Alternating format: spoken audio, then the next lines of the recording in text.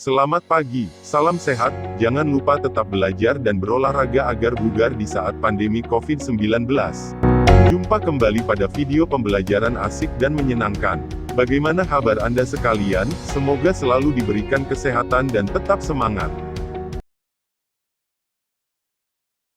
Pada pertemuan kali ini kita akan membahas tentang subnetting IP address. Oke ya, langsung saja. Di bagian materi ini kita membutuhkan beberapa persiapan awal materi. Tentunya di sini Anda dituntut untuk memahami materi-materi yang terdapat di sini. Itu ada 5 poin materi yang perlu Anda pahami, yaitu memahami kelas IP address, yang kedua memahami tentang ID network dan ID host, yang ketiga memahami struktur bilangan biner oktadesimal dan heksadesimal, 4 memahami fungsi router dan operasinya, serta memahami dasar-dasar dari jaringan komputer. Nah, jika kelima poin ini Anda sudah pahami, tentunya akan lebih mudah ke depannya untuk mempelajari tentang subnetting.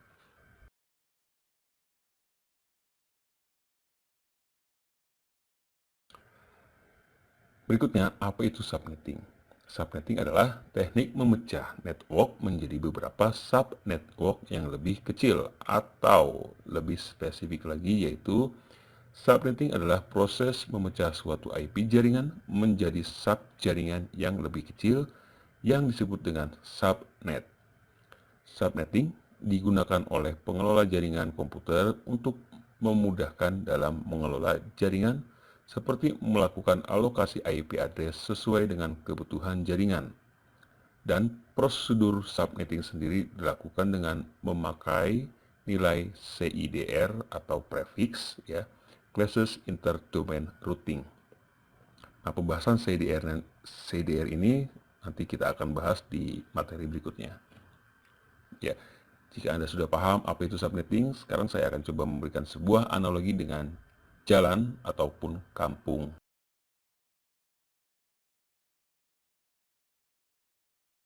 Nah, di sini analogi subnetting dengan menggunakan tanpa subnetting, artinya analogi jaringan tanpa menggunakan subnetting atau belum menggunakan subnetting.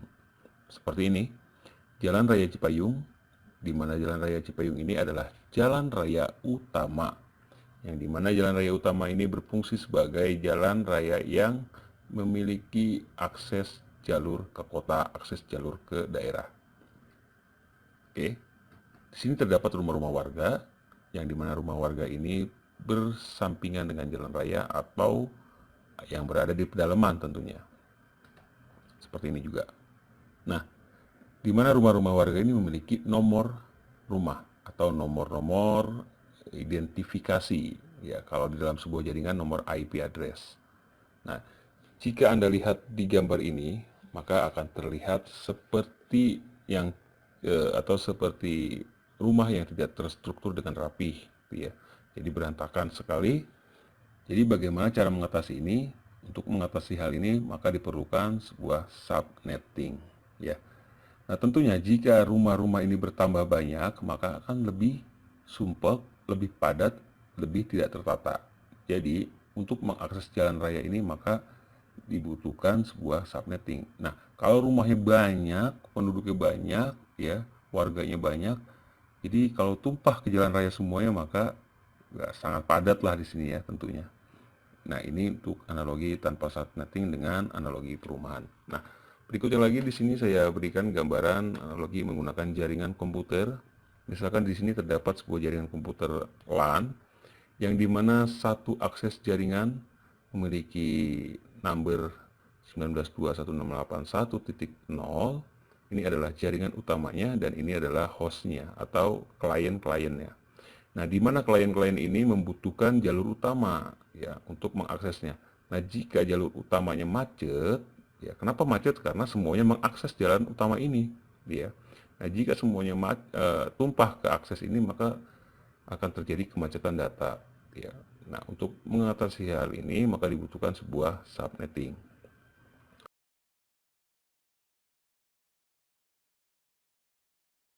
Nah, berikutnya lagi ada analogi subnetting. Nah, Seperti gambar yang sebelumnya, itu tidak tertata dengan rapi, tapi sekarang kita lihat. Di sini sudah tertata rapi dengan menggunakan teknik subnetting. Yang dimana setiap blok atau setiap gang memiliki RW. Seperti ini. Jadi setiap RW bertanggung jawab atas warganya di bidangnya masing-masing. Misalkan RW 1 ya bertanggung jawab di atas warga RW 1. RW 2 ya bertanggung jawab di atas warga RW 2. Seperti itu. Dan gang-gang ini disebut sebagai jalur subnya atau subnetnya atau gang. Nah, ini yang disebut sebagai subnet ini gang nih. Jadi gang-gang ini adalah subnetnya. Ya. Dan broadcast-nya itu yang disebut sebagai RW-nya. Jadi broadcast itu RW-nya. Apa sih fungsinya? Fungsinya adalah untuk menginformasikan ke warga. RW ini menginformasikan ke warga. Berikutnya, analogi subnetting berdasarkan jaringan atau pola jaringan. Di sini Anda bisa lihat ada jaringan A dengan alamat ini dan alamat ini. Nah, di sini adalah subnetnya. Jadi, lingkungan jaringan A, maka dia tidak akan mencampur adukan lingkungan jaringan C. Jadi dia tertata, ya tertata rapi di sini. Nah, untuk mengakses jaringan internetnya di sini dikatakan sebuah jaringan internet ya. Alamat jalan raya ini ya, jalan raya ini adalah jaringan internetnya. Maka dia harus melalui jaringan ini terlebih dahulu. Jadi tidak bisa langsung kemari. Jadi dia harus melalui ini dulu. Mari baru kemari. Ya. Sama hal dengan juga dengan jaringan-jaringan yang lainnya. Dia tidak bisa langsung ke jalan utama, tapi dia harus melalui subnetnya terlebih dahulu. Untuk apa? Agar lebih efisiensi. Nah, untuk seorang administrator jaringan, ya tentunya ini hal yang sangat lebih mudah untuk mengidentifikasi berbagai macam permasalahan. Misalkan dalam jaringan ada kerusakan, maka dia tinggal melihat jaringan subnet mana yang rusak. Jadi dia tinggal mencari, oh ternyata jaringan subnet yang ini yang rusak. Maka dia harus mengatasi jaringan yang A ini. Nah, kalau tadi kita lihat jaringan yang semraut itu, untuk mengidentifikasi masalahnya, itu akan terasa sangat sulit sekali. Nah, untuk hal ini ya, membangun sebuah subnetting ini keuntungannya adalah di sini. Agar lebih mudah mengidentifikasi permasalahan yang terjadi pada setiap jaringan. Oke, berikutnya lagi. Seperti yang saya sudah singgung tadi, apa itu CIDR? Contoh di sini adalah contoh IP dengan CIDR 24. Nah, yang dimaksud dengan CIDR itu adalah Anda bisa lihat IP ini. IP ini adalah 19.2.168.1.1 dengan standar /24. Nah, yang dimaksud dengan CIDR adalah 24 ini. 24 ini merupakan nilai CIDR atau prefiksnya. Apa sih nilai CIDR itu? Angka 24 CIDR ini merupakan indikator dari nilai subnet mask. Jadi, ketika Anda melihat IP ini, maka Anda sudah bisa melihat bahwa IP ini memiliki subnet mask 255.255.255.0. Ya, kenapa seperti itu? Karena ini merupakan hasil konversi dari bilangan biner. 8 angka ini didapat dari mana? 8 angka ini didapat dari nilai maksimal binary. Ya, nilai maksimal binary. Nilai maksimal binary itu bisa kita lihat di sini. Di sini ada nilai maksimal itu sebanyak 8 digit. Karena dalam perhitungan sistem komputer, binary untuk ini adalah 8 digit dan memiliki 4 oktat. Di sini terdapat 8 digit maksimal, 1111 terdapat 8 digit, maka jika dikonversi ke dalam bilangan desimal maka akan menghasilkan nilai 255. Dan di sini juga terdapat 8 digit penuh, maka akan menghasilkan nilai 255. Dan di sini juga terdapat 8 digit penuh, maka akan menghasilkan nilai 255. Dan di sini 0, maka akan menghasilkan nilai 0. Maka dapat dikatakan bahwa nilai dari CIDR 24 adalah 255, 255, 255, 0. Ya. Berikutnya lagi. Nah, bagaimana jika CIDR berikut? Kalau tadi kan CIDR-nya adalah 24. Nah, bagaimana jika CIDR-nya adalah 26? Berapakah nilai net mass-nya?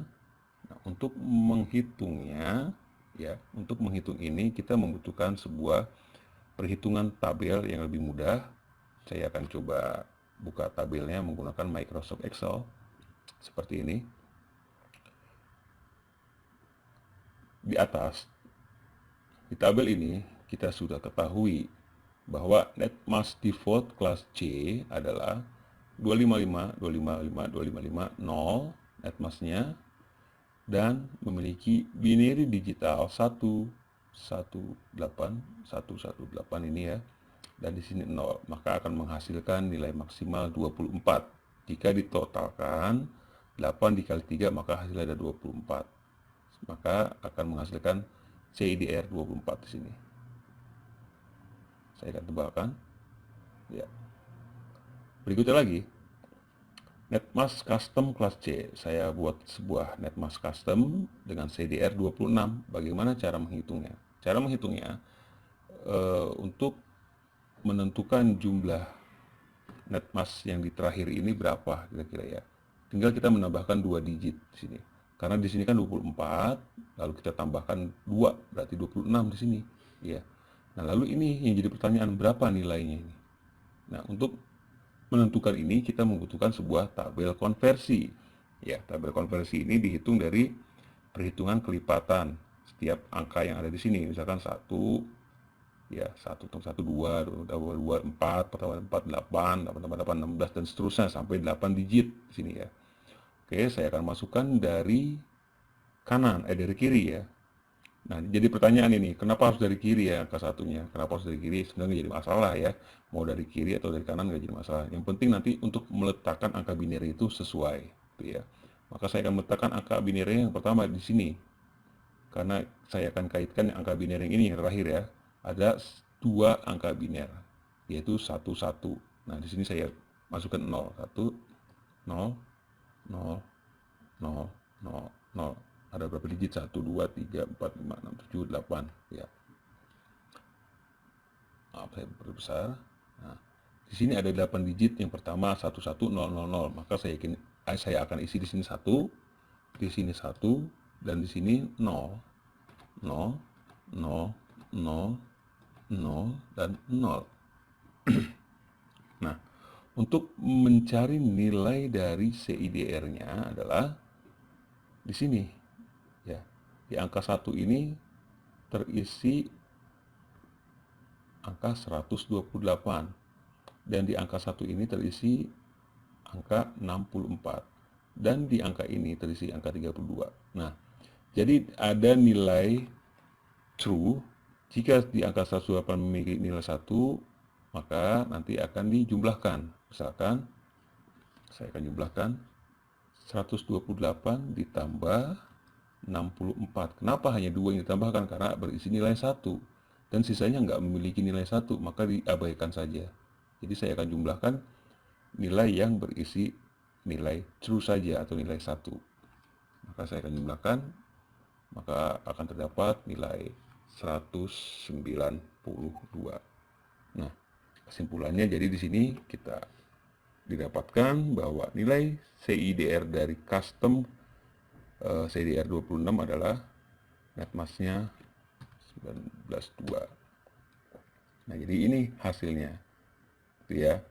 Nah, ini yang dimaksud dengan CIDR 26 dengan net mass-nya adalah 192. Itu ya, kira-kira seperti ini. Kita kembali ke materi. Di pertanyaan ini bagaimana jika CIDR berikut? Nah, berapakah nilai net mass-nya? Tadi sudah kita hitung. Jadi nilai net mass-nya adalah 192. Kira-kira seperti itu. Dan ini nilai binernya ya.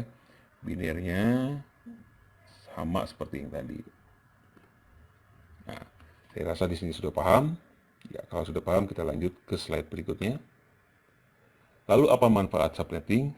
Ya, manfaatnya adalah yang pertama mengurangi kemacetan data lalu lintas jaringan, ya seperti yang saya sudah gambarkan tadi. Yang kedua, lebih teridentifikasi berdasarkan subnetnya. Ketiga, mengoptimalkan kemampuan jaringan agar lebih efisien. Ya, artinya ketika ada sebuah permasalahan ataupun apa ya, jadi gampang untuk mengoptimalkannya.